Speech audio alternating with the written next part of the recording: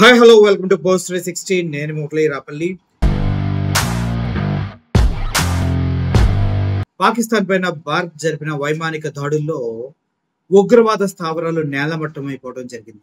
మసూద్ అజర్ సంబంధించిన కుటుంబం మొత్తం సర్వనాశనమైపోయినట్టుగా సమాచారం అందుతోంది. మొత్తం కుటుంబ సభ్యుల్లో 14 మంది ఈ అటాక్ లో దుర్మరణం పాలు కాగా మసూద్ అజర్ మాత్రమే తప్పించుకొని తిరుగుతున్నట్టు సమాచారం వస్తుంది. ఇతను అక్కడ లేకపోవడమే ఆయన అదృష్టంగా చెప్పుకొస్తూ ఉన్నారు. నిజం చెప్పాలంటే ఈ మసూద్ అజర్ అనే వ్యక్తి మదర్సా అనే ఒక ఫౌండేషన్ పెట్టి అందుట్లో తీవ్రవాదులకి ట్రైనింగ్ ఇస్తూ ఉంటారు. మదర్సా అంటే పాఠశాల అని, తీవ్రవాదులకు ట్రైనింగ్ ఇచ్చే పాఠశాలను మసూద్ అజర్ నడుపుతూ ఉన్నాడు.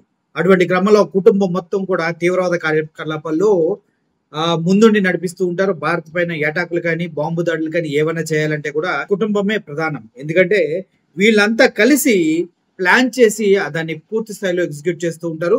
వీళ్ళకి కూడా పాక్ ఆర్మీ పూర్తి స్థాయిలో సహకారం అందిస్తూ ఉంటుంది.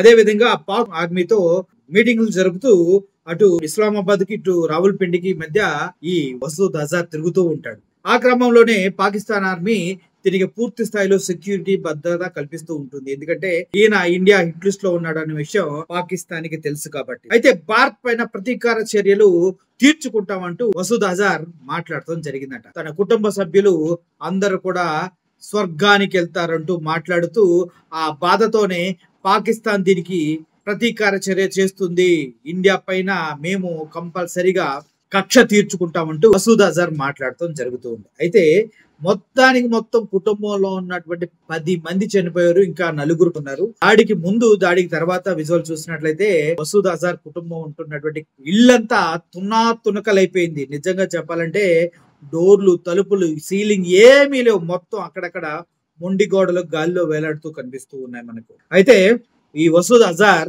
తను ఎంతకాలంగానో ఈ తీవ్రవాదుల్ని తయారు చేసి భారత్ పైన దాడి చేయడానికి పంపిస్తూ ఉన్నాడు. ఇటువంటి తీవ్రవాది చిన్న చిన్న గాయాలతో తప్పించుకోవడం అసలు ఆలోచించలేదు. అంతేకాదు చాలా మంది తీవ్రవాదులు ఈ దాడుల్లో హతమైనప్పటికీ పాపి చిరాయు అన్నట్టుగా ఈ మసూద్ అజర్ మాత్రం బ్రతికి తిరుగుతున్నాడు. దానికి చాలా చాలా చాలా బాధపడాల్సిన అవసరం ఎంతైనా ఉంది. ఎందుకంటే ముఖ్యం ఏంటంటే ఈ టెర్రరిస్ట్ ని కూడా హతమార్చేసారేమో, చచ్చిపోయాడేమో అని ఇండియన్ ఆర్మీ భావిస్తూ ఉంది.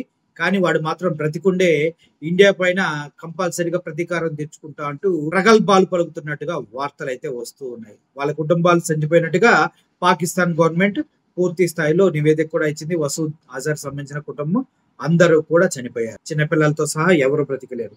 ఇలా చూసుకుంటా పోతే పాకిస్తాన్ మొత్తాన్ని సర్వనాశనం చేస్తూ ఇండియా ముందుకెళ్తే ఇంకా ఎటువంటి దారుణాలు జరుగుతాయో కూడా ఆలోచించాలి. ఇప్పుడు కేవలం ఏదైతే పహల్గామ్ లో జరిగిన దాడి, ఆ దాడికి ప్రతీకారంగా ఎవరైతే ఇందుట్లో ఇన్వాల్వ్ అయి ఉన్నారో ఈ దాడిలో వారిపైన మాత్రమే దాడులు చేసింది ఇండియా. అంత కాదని ఇంతకు మించి పాకిస్తాన్ కనుక ముందుకు అడుగులేస్తే పూర్తి పాకిస్తాన్ ని నేలమట్టం చేసి మరో గాజా లాగా తీర్చి దిద్దుతుంది ఇండియా అంటంలో ఎటువంటి సందేహం లేదు. That is power of Indian army. Okay, చాలా జాగ్రత్తగా ఉండాలి.